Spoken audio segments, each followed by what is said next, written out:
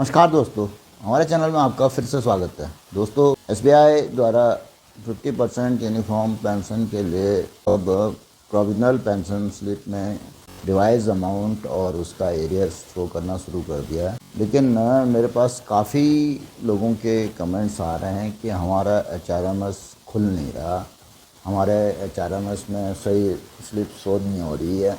तो इस संबंध में मैं इन सभी क्वेरीज़ को मैं 5-6 कैटेगरी में बांटा है और उस पर मैं थोड़ा सा चर्चा करूंगा। सबसे पहले तो ये बताना चाहूँगा कि एसबीआई एचआरएमएस का यूआरएल चेंज होने की वजह से अब केवल नए यूआरएल से ही खोलें और उसी में आपको पेंशन स्लिप और बाकी डिटेल नज़र आएंगी।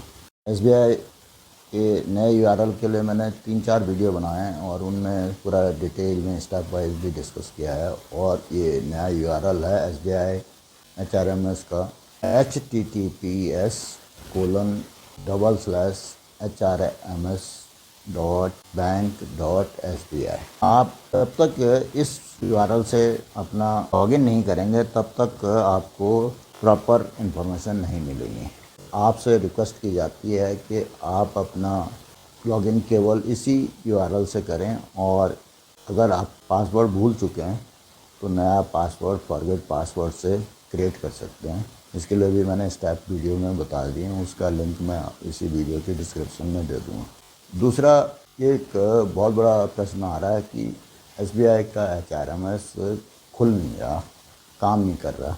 लेकिन पिछले 3-4 दिनों से जब भी मैं एचआरएमएस खोल रहा हूँ तो पहले बार में ही खुल रहा है। हाँ, हो सकता है कि कभी जब सैलरी अपलोड हो रही है या कोई इम्प्रूवमेंट या कोई डेवलपमेंट हो रही है या कोई मेंटेनेंस हो रही है तो उस समय कुछ समय के लिए एचआरएमएस खुलता नहीं है। लेकिन जो ये नया एचआरएमएस का सिस्टम है वो काफ़ी रोबस्ट है और यदि आपके यहाँ कनेक्टिविटी ठीक है तो ये आसानी से खुल रहा है।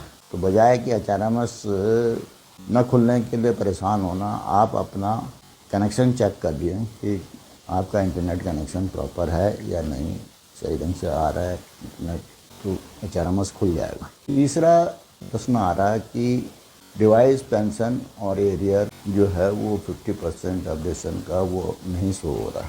मैं बार बार कह रहा हूँ कि जितने भी लोग पुराने एसबीआई के एचआरएमएस के यूआरएल को खोल रहे हैं तो उसमें अपडेटेड पेंशन नहीं दिखाएगा।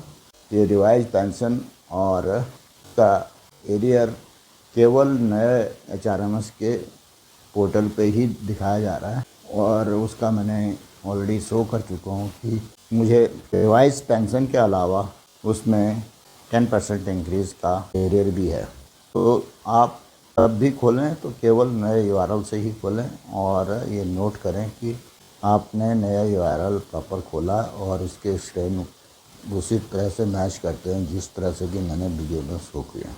दोस्तों, अब तीसरा प्रश्न आता है कि एग्जैक्ट 10% इंक्रीज़ शो नहीं हो रहा जबकि 40 से 50% यूनिफॉर्म पेंशन हुई है। इस संबंध में मैंने एक वीडियो खंडेलवाल जी के एक कैलकुलेशन शीट पर बनाया था। ML Khandelwal SBI pensioner association Delhi circle के प्रेसिडेंट भी हैं और वो बार बार अपने सर्विसेज प्रोवाइड करते रहते हैं और कैलकुलेशंस के डिटेल भेजते रहते हैं। उन्होंने अपने उस कैलकुलेशन में बताया था कि स्केल 2 से लेकर के 4 तक एग्जैक्ट 10% का इंक्रीज़ नहीं होगा क्योंकि उनको 44-45% तक पेंशन ऑलरेडी मिल रही है। तो जो उनका 44 से 45% और 50% के बीच का डिफरेंस होगा उतना ही इंक्रीज होगा और डीए भी अकॉर्डिंगली उसका इंक्रीज। दोस्तों, अगला प्रश्न ये आता है कि जीएमजेस 1 officers did not gate 10% increase in pension after 40 to 50% uniform pension. अब इस प्रश्न का भी जवाब यही है कि scale 1 officer already 50% uniform pension पा रहे हैं, उनको कोई इंक्रीज नहीं मिलेगा। उनकी पेंशन में कोई एनोमली नहीं थी।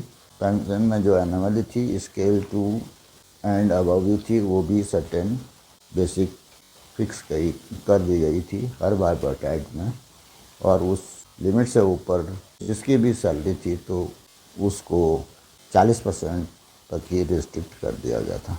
दोस्तों, मुझे खुशी है कि मेरे वीडियोस सारे स्टाफ मेंबर, रिटायर्ड ऑफिसर और एम्प्लॉइज़, हमारे स्टाफ, सभी स्टाफ सभी देखते हैं। तो ज़्यादातर हमारे स्टाफ से जो रिटायर हुए हैं और पेंशनर्स हैं, उनका प्रश्न था कि क्या हम लोगों को इस 10% इंक्रीज़ का फ़ायदा नहीं मिलेगा। तो उनको मैं क्लियर कर दूं कि अवार्ड और सबॉर्डिनेट स्टाफ और JMJS1 जो कि अवार्ड स्टाफ की मैक्सिमम सैलरी के बराबर बेसिक पे पा रहे थे, तो उन लोगों को पहले से ही 50% पेंशन मिल रही है। केवल स्केल 2 ऑफिसर से अबव को ही 40% पेंशन मिल रही थी, 40 से 50% पेंशन मिल रही थी उनके बेसिक पे के हिसाब से।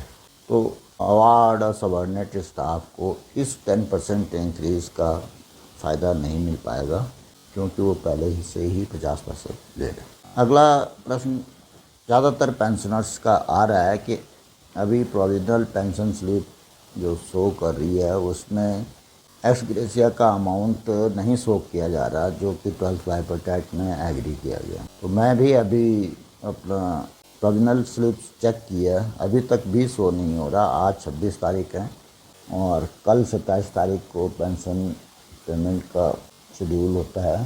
तो उम्मीद की जाती है कि आज शाम को जब EOD चलेगी तो उसमें ये अपडेटेड पोजीशन आ जाएगी और कल यदि आपको पेंशन मिलती है तो उसमें एक्स ग्रेशिया का अमाउंट भी शामिल होगा। दोस्तों, एक्स ग्रेशिया तो जब एक बार बाइफरकेट में एग्री कर दिया गया है तो वो मिलेगा ही। अगर कोई कैलकुलेशंस में, कोई प्रोग्रामिंग में कोई दिक्कत होगी या कुछ होगा तो हो सकता है कि पेंशन बना दे करके सेपरेटली 31 मार्च से पहले एक्स ग्रेशिया का अमाउंट मिल जाएगा। ये ज़्यादातर हमारे जो पेंशनर्स एसोसिएशन के नुमाइंदे हैं, ख़ास तौर पे दीपक कुमार बसु जी ने अपना मैसेज भेजा था इस बारे में। दोस्तों, जो इम्पोर्टेंट कमेंट्स थे उनको मैंने कवर कर दिया और कोशिश की है कि आप सभी के डाउट क्लियर हो जाएं। फिर भी यदि आपके डाउट रहते हैं तो कमेंट में अवश्य लिखें।